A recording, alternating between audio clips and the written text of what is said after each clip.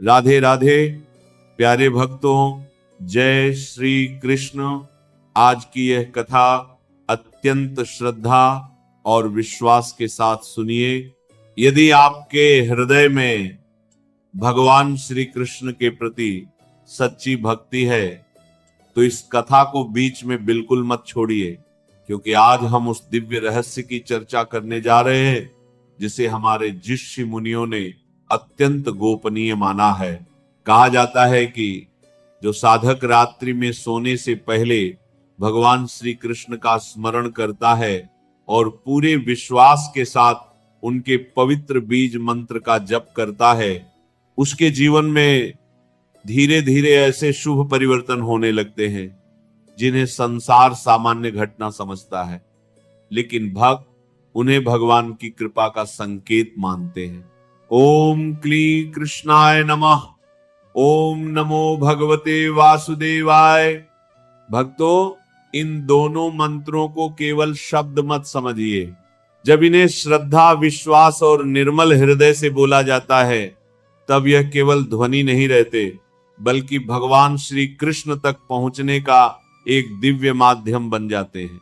लेकिन क्या कारण है कि कुछ लोग वर्षों तक मंत्र जप करते हैं और फिर भी उन्हें मन की शांति नहीं मिलती, जबकि कुछ भक्त थोड़े ही समय में भगवान की कृपा का अनुभव करने लगते हैं? इसका उत्तर आज की कथा में छिपा हुआ है। कहा जाता है कि द्वापर युग के बाद भी वृंदावन की पावन भूमि पर ऐसे अनेक संत और भक्त हुए जिन्होंने अपने जीवन का एक ही नियम बनाया था, दिन का अंत भगवान श्री कृष्ण के नाम से और रात की शुरुआत उनके स्मरण से। वे कहते थे कि जो मनुष्य सोने से पहले अपने मन को भगवान के चरणों में समर्पित कर देता है, उसकी रात केवल विश्राम की नहीं रहती, बल्कि आध्यात्मिक ऊर्जा प्राप्त करने का समय बन जाती है। इसीलिए भक्तों, आज की कथा को अंत तक अवश्य सुनिए, क्योंकि आगे चलकर मैं आपको वह दिव्य रहस्य बताने वाला हूं जिसे जानने के बाद आप भी समझ जाएंगे कि जन्माष्टमी से पहले भगवान श्री कृष्ण की विशेष कृपा प्राप्त करने के लिए भक्त किस प्रकार अपने मन, वचन और स्मरण को भगवान से जोड़ते थे। लेकिन उससे पहले आप सभी से एक छोटी सी प्रार्थना है। यदि आप भगवान श्री कृष्ण, सनातन धर्म और ऐसी ही दुर्लभ धार्मिक कथाएं प्रतिदिन सुनना चाहते हैं तो अभी चैनल को श्रद्धा पूर्वक सब्सक्राइब कर लीजिए और कमेंट में पूरे विश्वास के साथ राधे राधे अवश्य लिखिए।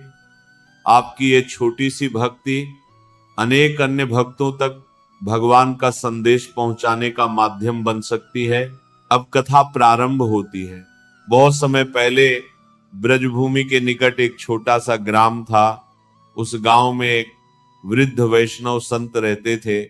उनके पास ना कोई बड़ा आश्रम था, ना धन दौलत, ना प्रसिद्धि, फिर भी दूर दूर से लोग उनके दर्शन करने आते थे। कारण केवल एक था, उनके चेहरे पर ऐसी अद्भुत शांति थी जिसे देखकर हर व्यक्ति के मन का दुख कुछ क्षणों के लिए समाप्त हो जाता था। एक दिन संध्या के समय एक युवा उनके पास पहुंचा। उसकी आंखों में चिंता थी, चेहरे पर निराशा थी और मन पूरी तरह अशांत था। उसने संत के चरणों में प्रणाम किया और बोला, गुरुदेव, मैं प्रतिदिन मेहनत करता हूँ, भगवान का नाम भी लेता हूँ, लेकिन मेरे जीवन में सुख नहीं आता। हर रात चिंता लेकर सोता हूँ और हर सुबह वही परेशानियां मेरे सामने खड़ी रहती हैं। क्या भगवान मेरी प्रार्थना नहीं सुनते? वृद्ध संत मुस्कुराए। उन्होंने युवक के सिर पर हाथ रखा और बोले, वत्स, भगवान कभी किसी भक्त की प्रार्थना अनसुनी नहीं करते, लेकिन एक बात याद रखो, भगवान शब्द नहीं भावना सुनते हैं। तुम्हारे होंठ मंत्र बोलते हैं, पर क्या तुम्हारा मन भी भगवान के चरणों तक पहुंचता है? युवक संत की ओर देखने लगा। उसके पास इस प्रश्न का कोई उत्तर नहीं था। संत ने धीरे से कहा, आज से एक नियम बना लो, दिन भर चाहे जितना कार्य करो, जितनी भी कठिनाइयां आए, लेकिन रात्रि में सोने से पहले कुछ क्षण केवल भगवान श्री कृष्ण के लिए निकालो। अपने मन की सारी चिंताएं उनके चरणों में रख दो, फिर श्रद्धा से उनका स्मरण करो और उनके दिव्य बीज मंत्र का जप करो। जब मन पूरी तरह शांत हो जाए तभी निद्रा में जाओ। युवक ने पूछा, गुरुदेव, क्या केवल इतना करने से जीवन बदल जाएगा? संत मुस्कुराए और बोले, जीवन मंत्र से नहीं बदलता, जीवन उस विश्वास से बदलता है जिसके साथ मंत्र बोला जाता है। जब भगवान देखते हैं कि मेरा भक्त अपनी अंतिम सोच भी मुझे समर्पित करके सोता है, तब उसकी रक्षा का भार स्वयं भगवान अपने हाथों में ले लेते हैं। ये सुनकर युवक की आंखों में आशा की किरण जाग उठी। उसने उसी क्षण संकल्प लिया कि आज से वह हर रात भगवान श्री कृष्ण का स्मरण करके ही विश्राम करेगा। लेकिन उसे यह नहीं पता था कि आने वाली कुछ ही रातों में उसके जीवन में ऐसी घटनाएं घटने वाली हैं जिन्हें देखकर पूरा गांव आश्चर्यचकित रह जाएगा। और उन घटनाओं का संबंध केवल उसके भाग्य से नहीं, बल्कि भगवान श्री कृष्ण की उस अद्भुत कृपा से था जो सच्चे मन से उनका स्मरण करने वाले भक्तों पर बरसती है। युवक की आंखों में गहरी उत्सुकता थी। वह संत के चरणों में बैठा था और उसके मन में केवल एक ही प्रश्न था, आखिर वह कौन सा रहस्य है जो साधारण मंत्र जप को भगवान श्री कृष्ण तक पहुंचा देता है। संत कुछ क्षणों तक मौन रहे। वातावरण बिल्कुल शांत था। मंदिर में जलता हुआ दीपक अपनी मधुर लौ से जैसे इस दिव्य संवाद का साक्षी बन रहा था। दूर कहीं मंदिर की घंटी की ध्वनि सुनाई दे रही थी। संत ने अपनी आंखें बंद की और भगवान श्री कृष्ण का स्मरण करते हुए धीरे से कहा, वत्स, आज मैं तुम्हें जो बात बताने जा रहा हूं उसे केवल सुनना मत, उसे अपने जीवन का नियम बना लेना, क्योंकि यही वह मार्ग है जिस पर चलकर अनगिनत भक्तों ने भगवान की कृपा का अनुभव किया है। संत बोले, जब भी रात्रि में भगवान श्री कृष्ण का बीज मंत्र जपो, उससे पहले अपने मन से 3 बातों को बाहर निकाल दो। पहली, किसी के प्रति क्रोध। दूसरी, किसी के प्रति ईर्ष्या। तीसरी, अपने भविष्य का भय। जब तक मन इन 3 बंधनों में बंधा रहेगा, तब तक मंत्र की शक्ति हृदय में पूरी तरह प्रकट नहीं होगी। भगवान प्रेम के स्वामी हैं। जहां प्रेम है वहीं उनका निवास है। युवक ध्यान पूर्वक सुन रहा था। संत ने आगे कहा, फिर दोनों हाथ जोड़कर भगवान से कहना, हे प्रभु, आज दिन भर में मुझसे जो भी भूल हुई हो उसे क्षमा कर दीजिए। मैं सब कुछ आपके चरणों में समर्पित करता हूं। मेरे मन में यदि किसी के प्रति कटुता है तो उसे भी दूर कर दीजिए। मुझे ऐसा हृदय दीजिए जिसमें केवल आपका नाम बस सके। संत की आंखों से प्रेम के आंसू बहने लगे। उन्होंने कहा, वत्स, भगवान श्री कृष्ण को तुम्हारे धन की आवश्यकता नहीं है, उन्हें तुम्हारे शब्दों की भी आवश्यकता नहीं है। उन्हें केवल तुम्हारा निष्कपट हृदय चाहिए। जिस दिन मनुष्य अपना अहंकार छोड़कर भगवान के सामने बालक की तरह खड़ा हो जाता है, उसी दिन से उसकी आध्यात्मिक यात्रा प्रारंभ हो जाती है। इतना कहकर संत ने भगवान श्री कृष्ण की मूर्ति की ओर संकेत किया और बोले, क्या तुम जानते हो कि यशोदा मैया ने श्री कृष्ण को कैसे बांधा था? क्या किसी रस्सी में इतनी शक्ति थी कि वह स्वयं परमात्मा को बांध सके? नहीं वत्स, भगवान रस्सी से नहीं बंधे थे, वे तो मां के प्रेम से बंध गए थे। इसलिए याद रखना, भगवान को मंत्र नहीं बांधता, भगवान को प्रेम बांधता है। मंत्र तो केवल उस प्रेम को व्यक्त करने का माध्यम है। युवक की आंखों से आंसू बहने लगे। उसने पहली बार अनुभव किया कि वह अब तक केवल शब्दों का जप करता रहा, लेकिन अपने मन को भगवान के चरणों में कभी पूरी तरह समर्पित नहीं कर पाया। संत ने मुस्कुराकर कहा, आज रात जब तुम अपने घर जाओगे तो किसी प्रकार की जल्दबाजी मत करना। पहले भगवान के सामने दीपक जलाना, फिर कुछ क्षण तक श्री कृष्ण के मनोहर स्वरूप का ध्यान करना। ऐसा अनुभव करना जैसे वृंदावन की पावन भूमि पर स्वयं बांसुरी बजाते हुए श्याम सुंदर तुम्हारे सामने खड़े हैं। उनके मुख पर मधुर मुस्कान है, उनके मस्तक पर मोर पंख सुशोभित है और उनकी करुणा भरी दृष्टि केवल तुम्हारी ओर है। जब तुम्हारा मन पूरी तरह इस भाव में डूब जाए तभी श्रद्धा से मंत्र का जप करना। युवक ने उसी प्रकार किया। उस रात उसने भगवान के चरणों में प्रणाम किया और अत्यंत श्रद्धा के साथ कहा, ओम क्लीं कृष्णाय नमः, ओम नमो भगवते वासुदेवाय। जैसे जैसे मंत्र आगे बढ़ता गया उसका मन संसार से हटकर भगवान में स्थिर होने लगा। उसे ऐसा लगा जैसे उसके हृदय के भीतर कोई दिव्य प्रकाश प्रकट हो रहा हो। उसकी सांसें शांत थी, मन में कोई चिंता नहीं थी, केवल भगवान का स्मरण था। उसी रात उसे एक अद्भुत स्वप्न दिखाई दिया। उसने देखा कि वह वृंदावन की एक पवित्र पगडंडी पर चल रहा है। चारों ओर हरियाली है, मंद मंद सुगंधित वायु बह रही है, पक्षियों का मधुर कलरव सुनाई दे रहा है और दूर से बांसुरी की मनमोहक धुन उसके कानों में पड़ रही है। वह उस धुन की ओर बढ़ने लगा। जैसे जैसे वो आगे बढ़ता गया उसके हृदय की धड़कन तेज होती गई।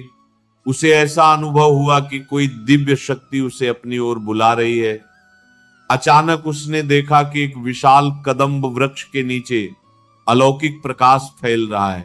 उस प्रकाश में खड़े दिव्य स्वरूप को देखकर उसका हृदय भाव विभोर हो गया। उसके शरीर में रोमांच छा गया, उसकी आंखों से आंसू बहने लगे। वह जैसे ही उस दिव्य स्वरूप के प्रकाश की ओर बढ़ा उसी क्षण उसकी नींद खुल गई। सुबह जब वह उठा तो उसका पूरा शरीर एक अनोखी शांति से भरा हुआ था। उसके भीतर ऐसा आनंद था जिसे शब्दों में व्यक्त करना संभव नहीं था। वह तुरंत संत के पास पहुंचा और रात का पूरा स्वप्न सुनाया। संत मुस्कुराए और बोले, वत्स, हर स्वप्न का कोई आध्यात्मिक अर्थ नहीं होता, लेकिन जब मन भगवान के स्मरण में निर्मल होने लगता है तब कई बार साधक को ऐसे अनुभव होते हैं जो उसके विश्वास को और दृढ़ कर देते हैं। इसीलिए अनुभवों के पीछे मत भागो, भक्ति के पीछे चलो। भगवान का नाम ही सबसे बड़ा चमत्कार है। फिर संत ने कहा, लेकिन अभी एक अंतिम और अत्यंत दुर्लभ रहस्य शेष है। बहुत कम लोग जानते हैं कि जन्माष्टमी से पहले की कुछ रात्रियां साधना के लिए विशेष मानी जाती हैं। यदि इन दिनों में भक्त श्रद्धा, संयम और भगवान श्री कृष्ण के नाम का स्मरण करता है तो उसके भीतर भक्ति की ज्योति और भी प्रखर हो सकती है। परंतु इसके लिए एक विशेष नियम का पालन करना आवश्यक है। युवक ने तुरंत संत के चरण पकड़ लिए और विनम्र स्वर में कहा, गुरुदेव, कृपा करके वह अंतिम नियम भी मुझे बताइए, मैं अपने जीवन में उसे अवश्य अपनाऊंगा। संत ने शांत स्वर में कहा, वत्स, उस नियम को जानने से पहले तुम्हें यह समझना होगा कि भगवान से कुछ मांगना बड़ा नहीं है, भगवान को अपना मान लेना सबसे बड़ा है। और यहीं से उस अंतिम दिव्य रहस्य की शुरुआत होती है। संत के यह शब्द सुनते ही युवक की आंखों से अश्रु बहने लगे। उसने दोनों हाथ जोड़कर संत के चरण पकड़ लिए और अत्यंत विनम्र स्वर में कहा, गुरुदेव, कृपा करके वह अंतिम नियम भी मुझे बता दीजिए, मैं अपने जीवन में उसे अवश्य अपनाऊंगा। यदि उसी नियम से भगवान श्री कृष्ण की कृपा प्राप्त होती है तो मैं उसे जीवन भर नहीं छोड़ूंगा। संत ने प्रेम से युवक को उठाया, उसके सिर पर हाथ रखा और बोले, वत्स, ध्यान से सुनो, यही इस पूरी साधना का सबसे बड़ा रहस्य है। बहुत लोग मंत्र जपते हैं, बहुत लोग पूजा करते हैं, बहुत लोग व्रत भी रखते हैं, लेकिन बहुत कम लोग इस अंतिम नियम को समझ पाते हैं, और जिसने इसे समझ लिया उसके लिए भगवान तक पहुंचने का मार्ग सरल हो जाता है। युवक शांत होकर बैठ गया। संत बोले, जब भी रात्रि में भगवान श्री कृष्ण का मंत्र जपो तब भगवान से सबसे पहले कुछ मांगना मत, पहले उन्हें धन्यवाद देना। युवक ने आश्चर्य से पूछा, धन्यवाद? लेकिन गुरुदेव, मेरे जीवन में तो अभी भी अनेक कठिनाइयां हैं। संत मुस्कुराए और बोले, वत्स, यही तो अंतिम रहस्य है। जो केवल सुख मिलने पर भगवान का धन्यवाद करता है उसकी भक्ति अभी अधूरी है, लेकिन जो दुख में भी कहता है, हे प्रभु, आपकी इच्छा में ही मेरा कल्याण है, वही सच्चा भक्त कहलाता है। संत ने आगे कहा, रात्रि में सोने से पहले भगवान से यह कहना, हे प्रभु श्री कृष्ण, आज आपने मुझे एक और दिन दिया, इसके लिए आपका धन्यवाद। जो मिला वह भी आपकी कृपा, जो नहीं मिला उसमें भी आपकी इच्छा। आज मैंने जो भी अच्छा किया वह आपकी प्रेरणा से किया, जो भूल हुई उसके लिए मुझे क्षमा कीजिए। कल का दिन भी आपके चरणों में समर्पित है। मुझे ऐसा बना दीजिए कि मैं हर परिस्थिति में आपका नाम ना भूलूं। बस वत्स, यही अंतिम नियम है। युवक ने पूछा, गुरुदेव, क्या भगवान को यही सबसे अधिक प्रिय है? संत बोले, हाँ वत्स, भगवान को वह भक्त सबसे प्रिय होता है जो लेने से पहले धन्यवाद देना सीख जाता है। संसार में अधिकांश लोग भगवान के पास मांगने जाते हैं। कोई धन मांगता है, कोई सफलता मांगता है, कोई संतान मांगता है, कोई सम्मान मांगता है, लेकिन जो भक्त केवल भगवान को ही मांग लेता है उसके जीवन में भगवान स्वयं सब कुछ उचित समय पर प्रदान कर देते हैं। संत ने फिर कहा, एक और बात जीवन भर याद रखना, मंत्र जब समाप्त होने के बाद अपने मन में किसी भी व्यक्ति के लिए द्वेष लेकर मत सोना। यदि किसी ने तुम्हारा अपमान किया हो तो उसे भी भगवान को सौंप देना, क्योंकि द्वेष से भरा हृदय भगवान के प्रेम को धारण नहीं कर सकता। युवक ने पूछा, यदि मन बार बार संसार की चिंता करने लगे तो क्या करूं? संत बोले, तुरंत भगवान का स्मरण करो और प्रेम से कहो, हे वासुदेव, अब मेरा जीवन आपका है, मेरी चिंता भी आपकी है। मैं केवल आपका नाम लेकर सो रहा हूं, मेरी रक्षा भी आप ही करेंगे। फिर श्रद्धा से मंत्र बोलो, ओम क्लीं कृष्णाय नमः, ओम नमो भगवते वासुदेवाय। और उसके बाद किसी प्रकार की चिंता मत करना, क्योंकि जिस क्षण भक्त अपनी चिंता भगवान को सौंप देता है उसी क्षण उसका मन हल्का होने लगता है। युवक ने उसी रात इस अंतिम नियम का पालन किया।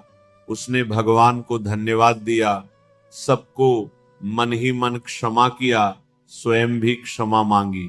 अपना पूरा जीवन भगवान श्री कृष्ण के चरणों में समर्पित किया और फिर प्रेम से दोनों मंत्रों का जप किया। उस रात उसके हृदय में ऐसी शांति उतरी जैसी उसने पहले कभी अनुभव नहीं की थी। सुबह जब उसकी आंख खुली तो उसे ऐसा लगा जैसे वर्षों से मन पर रखा हुआ भारी बोझ हट चुका हो। उसके चेहरे पर संतोष था, हृदय में भक्ति थी और आंखों में भगवान श्री कृष्ण के प्रति कृतज्ञता। कुछ दिनों बाद वह फिर संत के पास पहुंचा। उसके चेहरे का तेज देखकर संत मुस्कुरा उठे। उन्होंने कहा, वत्स, अब तुमने अंतिम नियम को समझ लिया है। याद रखना, भगवान तक पहुंचने का सबसे छोटा मार्ग है श्रद्धा, समर्पण, कृतज्ञता और निरंतर नाम स्मरण। जिसने इन चारों को अपने जीवन में उतार लिया, उसके जीवन में भगवान की कृपा अवश्य प्रकट होती है। युवक ने संत के चरणों में प्रणाम किया और उसी दिन से उसने संकल्प लिया कि जीवन की अंतिम सांस तक प्रत्येक रात्रि भगवान श्री कृष्ण का स्मरण करेगा, उन्हें धन्यवाद देगा और प्रेम से कहेगा, ओम क्लीं कृष्णाय नमः, ओम नमो भगवते वासुदेवाय। कहा जाता है कि सच्ची श्रद्धा से किया गया यह समर्पण ही उस साधना का अंतिम नियम है जो भक्त के हृदय को भगवान के चरणों से जोड़ देता है। बहुत से लोग यह मानते हैं कि भगवान की कृपा केवल बड़े चमत्कारों के रूप में दिखाई देती है, लेकिन धर्म ग्रंथों में बार बार यह बताया गया है कि भगवान की कृपा पहले मनुष्य के जीवन में छोटे छोटे शुभ परिवर्तन के रूप में प्रवेश करती है। यही छोटे परिवर्तन आगे चलकर बड़े सुख और शुभ अवसरों का कारण बनते हैं। यदि कोई व्यक्ति श्रद्धा, सत्य, सेवा, संयम और ईश्वर पर विश्वास के साथ अपने जीवन को आगे बढ़ाता है तो उसके जीवन की दिशा धीरे धीरे बदलने लगती है।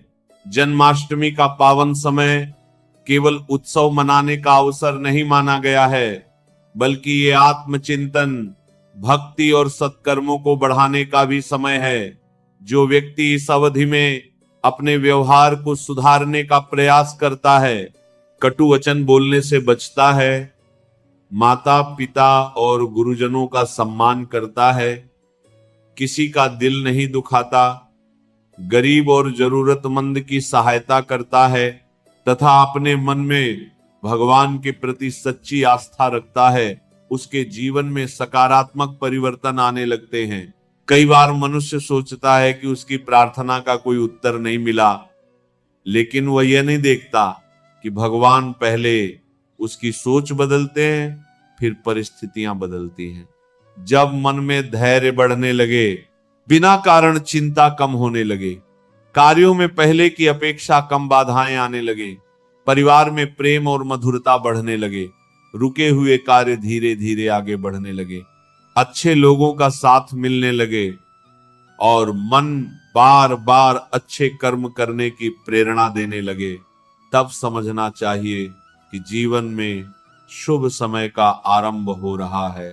धार्मिक परंपराओं में यह भी कहा गया है कि भगवान कभी भी अपने भक्त को अचानक सब कुछ नहीं देते। पहले वे उसके धैर्य की परीक्षा लेते हैं, फिर उसके विश्वास को मजबूत करते हैं और उसके बाद उचित समय आने पर उसके लिए ऐसे मार्ग खोलते हैं जिनकी उसने कल्पना भी नहीं की होती। इसलिए जो व्यक्ति हर परिस्थिति में विश्वास बनाए रखता है, वही अंत में भगवान की कृपा का अनुभव करता है। जन्माष्टमी तक आप अपने जीवन में एक छोटा सा नियम बना लें कि प्रतिदिन किसी का अपमान नहीं करेंगे, किसी के लिए बुरा नहीं सोचेंगे, झूठ और छल से दूर रहेंगे, अपने घर में प्रेम का वातावरण बनाए रखेंगे, अपने कार्य पूरी ईमानदारी से करेंगे और भगवान को धन्यवाद देना नहीं भूलेंगे। तो यह समय आपके भीतर एक नई ऊर्जा और नई आशा का संचार कर सकता है। याद रखिए, सबसे बड़ी खुशखबरी केवल धन प्राप्त होना नहीं होती। सबसे बड़ी खुशखबरी ये होती है कि जीवन में सही अवसर मिलने लगे, मन शांत रहने लगे, परिवार में सुख बढ़ने लगे, रुके हुए कार्य गति पकड़ने लगे, निराशा की जगह विश्वास आ जाए और भविष्य को लेकर मन में नई उम्मीद जागने लगे। यही वे परिवर्तन हैं जिन्हें धर्म में ईश्वर की कृपा के प्रारंभिक संकेत माना गया है। जन्माष्टमी आने तक अपने मन को नकारात्मकता से दूर रखिए, क्रोध की जगह क्षमा को अपनाइए, शिकायत की जगह कृतज्ञता रखिए, आलस्य की जगह पुरुषार्थ को अपनाइए। किसी भी शुभ कार्य की शुरुआत श्रद्धा से कीजिए और विश्वास रखिए कि भगवान हर सच्चे प्रयास को देखते हैं। जब मनुष्य अपना कर्म पूरी निष्ठा से करता है और फल भगवान पर छोड़ देता है, तब समय आने पर उसे वही मिलता है जो उसके लिए वास्तव में कल्याणकारी होता है। हो सकता है जन्माष्टमी तक आपके जीवन में कोई ऐसा शुभ समाचार आए जिसकी आप लंबे समय से प्रतीक्षा कर रहे हो सकता है कोई रुका हुआ कार्य आगे बढ़े, कोई नया अवसर मिले, परिवार में सुखद वातावरण बने, किसी पुराने विवाद का समाधान हो, या आपके मन को वह शांति मिले जिसकी आपको वर्षों से तलाश थी। इसलिए विश्वास बनाए रखिए, अच्छे कर्म करते रहिए और अपने जीवन को धर्म, सत्य, सेवा और भक्ति के मार्ग पर आगे बढ़ाइए। ईश्वर का आशीर्वाद जब मिलता है तो वह केवल एक दिन का सुख नहीं देता, बल्कि जीवन की दिशा बदलने की शक्ति भी देता है। बहुत से लोग ये जानना चाहते हैं कि यदि श्रद्धा और विश्वास के साथ भगवान श्री कृष्ण का स्मरण किया जाए और उनके पवित्र मंत्र का नियमित जप किया जाए तो जीवन में क्या परिवर्तन आ सकते हैं। धर्म ग्रंथों में यह बताया गया है कि मंत्र जप का उद्देश्य केवल किसी एक इच्छा की पूर्ति नहीं, बल्कि मन को भगवान से जोड़ना, आत्मबल बढ़ाना और आध्यात्मिक उन्नति करना है। जब मन भगवान से जुड़ता है तब व्यक्ति के विचार, व्यवहार और निर्णय भी सकारात्मक दिशा में बदलने लगते हैं, जिसका प्रभाव जीवन के अनेक क्षेत्रों पर पड़ सकता है। सबसे पहले बात करते हैं मन की शांति की।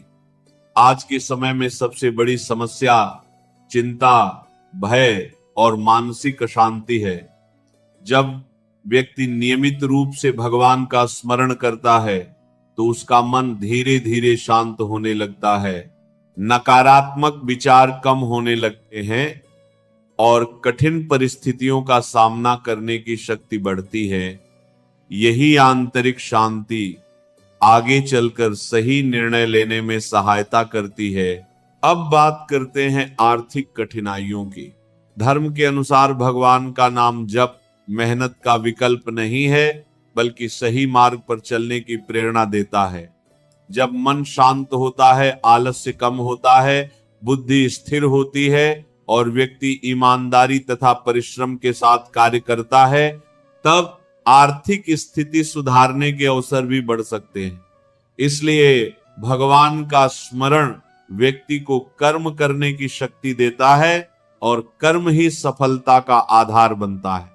किसी के व्यापार में लगातार रुकावटें आ रही हों तो नियमित भक्ति से मन में धैर्य और विवेक बढ़ सकता है, घबराहट कम होती है, निर्णय अधिक सोच समझकर लिए जाते हैं और ग्राहकों तथा लोगों के साथ व्यवहार मधुर होने लगता है। कई बार यही परिवर्तन व्यापार में सकारात्मक परिणाम लाने का कारण बनते हैं। नौकरी नहीं मिल रही हो या बार बार प्रयास के बाद भी सफलता न मिल रही हो तो भगवान का स्मरण व्यक्ति को निराशा से बाहर निकाल सकता है। वह हार मानने के बजाय नए उत्साह के साथ प्रयास करना सीखता है। आत्मविश्वास बढ़ने से अवसरों का सही उपयोग करना भी आसान हो जाता है। विवाह में देरी हो रही हो, रिश्तों में तनाव हो या पति पत्नी के बीच मतभेद हो तो भक्ति का सबसे बड़ा लाभ यह होता है कि मन में क्रोध कम होता है, धैर्य बढ़ता है और क्षमा का भाव विकसित होता है। जब परिवार के सदस्य प्रेम, सम्मान और मधुर वाणी का व्यवहार अपनाते हैं तो संबंधों में भी सकारात्मक परिवर्तन आने लगते हैं। परिवार में बार बार कलह होती हो, छोटी छोटी बातों पर विवाद होता हो या घर का वातावरण अशांत रहता हो तो भगवान का स्मरण लोगों को संयम, सहनशीलता और प्रेम की ओर प्रेरित करता है। जब घर के सदस्य अपने व्यवहार को सुधारते हैं तो घर का वातावरण भी बदलने लगता है। जो लोग लंबे समय से दुख, निराशा और असफलताओं से घिरे हुए हैं, उनके लिए भगवान का नाम आशा का स्रोत बन सकता है। भक्ति व्यक्ति को यह विश्वास देती है कि कठिन समय हमेशा नहीं रहता और धैर्य के साथ आगे बढ़ना चाहिए। यही विश्वास उसे टूटने नहीं देता। यदि किसी को बार बार भय लगता हो, आत्मविश्वास की कमी हो या भविष्य की चिंता सताती हो, तो नियमित प्रार्थना और भगवान का स्मरण मन को स्थिर करने में सहायता कर सकता है। जब मन स्थिर होता है तो जीवन की चुनौतियां भी पहले की अपेक्षा छोटी लगने लगती हैं। विद्यार्थियों के लिए भी भगवान का स्मरण लाभदायक माना गया है, क्योंकि इससे मन को एकाग्र करने की प्रेरणा मिलती है। जब एकाग्रता बढ़ती है तो अध्ययन में मन लगता है और मेहनत का बेहतर परिणाम मिल सकता है। सबसे बड़ा लाभ यह है कि मनुष्य के भीतर अच्छे संस्कार विकसित होने लगते हैं। वह झूठ, छल, क्रोध, ईर्ष्या और अहंकार से दूर रहने का प्रयास करता है। उसके भीतर दया, सेवा, सत्य, विनम्रता और कृतज्ञता का भाव बढ़ने लगता है। यही गुण जीवन को वास्तव में सफल बनाते हैं। याद रखिए, भगवान का मंत्र कोई जादुई उपाय नहीं है जो बिना कर्म के सब कुछ बदल दे। धर्म का संदेश यह है कि भक्ति और कर्म दोनों साथ साथ चलें। भगवान का स्मरण मन को शक्ति देता है और कर्म जीवन को सफलता देता है। यदि आपने इस पूरे संदेश को श्रद्धा के साथ सुना है तो कमेंट में राधे राधे अवश्य लिखिए। भगवान श्री कृष्ण की कृपा आप और आपके परिवार पर बनी रहे, यही प्रार्थना है। ऐसी ही धार्मिक कथाएं, सनातन ज्ञान और प्रेरणादायक आध्यात्मिक वीडियो देखने के लिए अभी चैनल को सब्सक्राइब करें। वीडियो को अपने परिवार और मित्रों के साथ साझा करें और अगले दिव्य ज्ञान के साथ फिर मिलेंगे। राधे राधे। जय श्री कृष्ण।